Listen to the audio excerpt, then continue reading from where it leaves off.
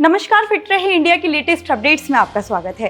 क्या अब खेती सिर्फ पेट भरने के लिए नहीं बल्कि बीमारियों से बचने के लिए भी की जाएगी? क्या भारत में अब अनाज ऐसे उगाया जाएगा जो डायबिटीज, कमजोरी और कुपोषण जैसी समस्याओं से लड़ने में मदद करेगा?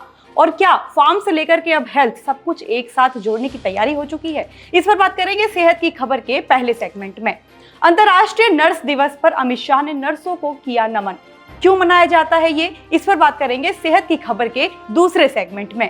क्या आप भी हर वक्त थका थका सा महसूस करते हैं? क्या नींद पूरी और आराम के बाद भी शरीर में कमजोरी बनी रहती है? और क्या छोटी सी मेहनत के बाद भी ऐसा लगता है जैसे सारी ताकत खत्म हो चुकी है? तो इस पर बात करेंगे सेहत की खबर के तीसरे सेगमेंट में। तो चलिए शुरू करते हैं। दरअसल Indian council of medical research यानी कि ICMR और Indian council of agricultural research यानी कि ICAR ने मिलकर सेहत नाम का एक नया मिशन शुरू किया है। सेहत का मतलब है science excellence for health through agriculture transformation. इस मिशन का मकसद है खेती, पोषण और हेल्थ को एक साथ जोड़ना, ताकि लोग सिर्फ भरपेट खाना ही नहीं बल्कि पौष्टिक खाना भी खा सके। इस मिशन के तहत अब ऐसे बायोफोर्टिफाइड क्रॉप्स पर जोर दिया जाएगा जिसमें आयरन, जिंक और जरूरी पोषण तत्व ज्यादा हों। यानी अब सिर्फ गेहूं और चावल की क्वांटिटी ही नहीं बल्कि उनकी क्वालिटी पर भी फोकस किया जाएगा। सेहत मिशन के बड़े फोकस एरियाज क्या क्या हैं? Nutrition rich crops, farmer health and safety, lifestyle disease prevention, functional foods, one health approach और इसके साथ ही इंटीग्रेटेड फार्मिंग सिस्टम। सरकार का कहना है कि भारत अब क्यूरेटिव हेल्थ केयर यानी कि इलाज पर ही नहीं बल्कि प्रिवेंटिव हेल्थ केयर यानी कि बीमारी होने से पहले ही बचाव पर फोकस कर रहा है।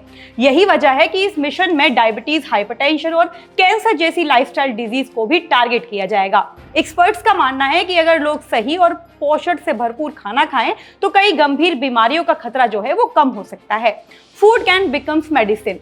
कार्यक्रम के दौरान कृषि मंत्री शिवराज सिंह चौहान ने कहा कि अब समय आ रहा है कि देश सिर्फ क्या खाना है नहीं बल्कि क्या उगाना है इस पर भी गंभीरता से सोचे। वहीं स्वास्थ्य मंत्री जगत प्रकाश नड्डा यानी कि JP नड्डा ने इसे होल फॉर गवर्नमेंट अप्रोच बताया, जहां साइंस, एग्रीकल्चर और हेल्थ एक साथ काम करेंगे।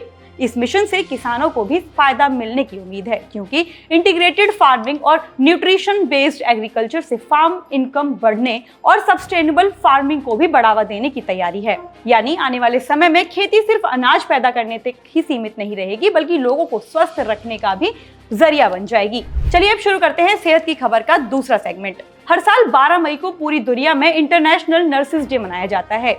ये दिन उन नर्सों को सम्मान देने के लिए मनाया जाता है जो दिन रात मरीजों की देखभाल करती हैं, अस्पताल में डॉक्टरों के साथ मिलकर मरीजों की सेवा करने, इमरजेंसी में लोगों की जान बचाने और स्वास्थ्य व्यवस्था को संभालने में नर्सों की बहुत बड़ी भूमिका होती है। ये दिन आधुनिक नर्सिंग की शुरुआत करने वाली फ्लोरेंस नाइटिंगेल को लेडी विद द लैम्प भी कहा जाता है, क्योंकि वो युद्ध के दौरान रात में घायल सैनिकों की सेवा करती थी। इंटरनेशनल काउंसिल ऑफ नर्सेज यानी कि ICN ने 1965 में इस दिन को आधिकारिक रूप से मनाना शुरू किया था और तब से हर साल 12 मई को ये दिवस मनाया जाता है। क्या है इंटरनेशनल नर्सेज डे 2026 की थीम, इस पर बात करते हैं। इस साल 2026 की theme our nurses our future, empowered nurses save lives. इस थीम का मतलब है कि अगर नर्सों को बेहतर माहौल, सुरक्षा, सम्मान, ट्रेनिंग और फैसला लेने की ताकत मिलेगी तो वो और ज्यादा लोगों की जान बचा सकेंगी। दुनिया भर में बढ़ते मरीजों का दबाव, स्टाफ की कमी और हेल्थ सिस्टम की चुनौतियों के बीच नर्सों को मजबूत बनाना बेहद जरूरी माना जा रहा है। आइए जानते हैं कि नर्स डे क्यों जरूरी है। नर्स सिर्फ मरीजों की देखभाल ही नहीं करती बल्कि कई बार मरीज और परिवार के लिए सबसे बड़ा सहारा भी बनती हैं। दिन रात काम करना, इमरजेंसी संभालना और तनाव के बीच भी मरीज को बेहतर देखभाल करना। कोरोना महामारी के दौरान भी नर्सों ने फ्रंटलाइन वॉरियर्स की तरह काम किया था। आज दुनिया भर में नर्सों की कमी भी एक बड़ी समस्या बनती जा रही है। इसी वजह से इंटरनेशनल नर्सेज डे के जरिए सरकार और हेल्थ सिस्टम को ये संदेश दिया जा रहा है कि नर्सों को बेहतर सुविधाएं, सुरक्षित कार्यस्थल और सम्मान मिलना बहुत जरूरी है। आइए अब जानते हैं कि नर्सेज का जो रोल है वो इतना क्यों जरूरी है। नर्स सिर्फ मरीजों को दवा देने या फिर इलाज में मदद करने तक ही सीमित नहीं रहती, वो मरीजों को भावनात्मक सहारा देने, डॉक्टर्स और परिवार के बीच समन्वय बनाने और मरीजों की स्थिति पर लगातार नजर रखने, मेडिकल रिकॉर्ड संभालने और इमरजेंसी में तुरंत सहायता देने जैसी महत्वपूर्ण जिम्मेदारियां भी निभाती हैं। कोरोना महामारी के दौरान भी नर्सों ने फ्रंटलाइन वॉरियर्स की तरह काम किया था। लंबे समय तक ड्यूटी, तनाव और संक्रमण के खतरे के बावजूद भी उन्होंने लाखों लोगों की जान बचाने में अहम भूमिका निभाई थी। आज इंटरनेशनल नर्सेज डे दुनिया के 100 से ज्यादा देशों में मनाया जाता है, जहां अस्पताल, मेडिकल संस्था और समुदाय नर्सों के योगदान को सम्मानित करते हैं। ये दिन सिर्फ नर्स को धन्यवाद कहने का अवसर नहीं है, बल्कि ये याद दिलाने का भी दिन है कि मजबूत स्वास्थ्य व्यवस्था के लिए नर्सों को सम्मान, सुरक्षा और बेहतर सुविधाएं मिलना बेहद जरूरी है। आइए शुरू करते हैं सेहत की खबर का तीसरा सेगमेंट। क्रॉनिक फटीग सिंड्रोम एक ऐसी बीमारी जो धीरे धीरे इंसान की पूरी जिंदगी को प्रभावित कर सकती है।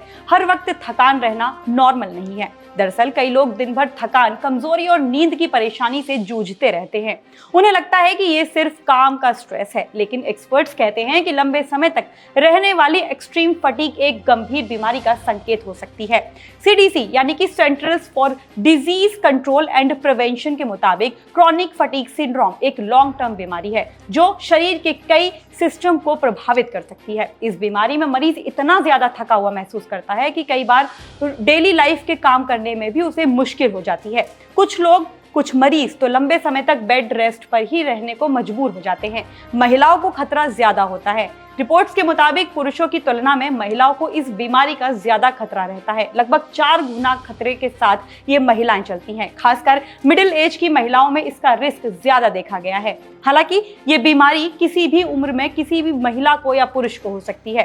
क्रॉनिक फटीग सिंड्रोम के सिम्टम्स क्या-क्या होते हैं? हर वक्त थकान रहना, सिर दर्द, कमजोरी, मांसपेशियों और जोड़ों में दर्द, नींद न आना, मूड स्विंग्स और कंफ्यूजन, डिप्रेशन, हल्का बुखार। एक्सपर्ट्स बताते हैं कि इस बीमारी में आराम करने के बाद भी शरीर रिकवर नहीं कर पाता, यानी जितना ज्यादा काम करेंगे थकान उतनी ज्यादा बढ़ सकती है। सबसे बड़ी चिंता की बात तो यह है कि अभी तक इस बीमारी की एग्जैक्ट वजह पूरी तरीके से साफ नहीं हो पाई है, लेकिन डॉक्टर्स का मानना है कि वायरल इन्फेक्शन, कमजोर इम्यूनिटी, स्ट्रेस और हार्मोन प्रॉब्लम्स इसके पीछे के कारण हो सकते हैं। इसका इलाज क्या है, आइए इस पर बात करते हैं। फिलहाल क्रॉनिक फटीग सिंड्रोम का कोई भी फिक्स्ड क्योर मौजूद नहीं है, लेकिन सही इलाज, लाइफस्टाइल चेंजेस, थेरेपी और दवाइयों की मदद से इसके सिम्टम्स को काफी हद तक कंट्रोल किया जा सकता है। डॉक्टर्स मरीज की हेल्थ कंडीशन और सिम्टम्स को देख करके उसका ट्रीटमेंट तय करते हैं। अगर आपको लंबे समय से लगातार थकान महसूस हो रही है या छोटी छोटी मेहनत के बाद भी शरीर जवाब दे रहा है, तो इसे नजरअंदाज तो बिल्कुल भी नहीं करना चाहिए, क्योंकि कई बार शरीर की यही थकान एक बड़ी बीमारी का संकेत हो सकती है। आज के लिए सिर्फ इतना ही। बाकी खबरों से अपडेट रहने के लिए जुड़े रहिए हमारे साथ।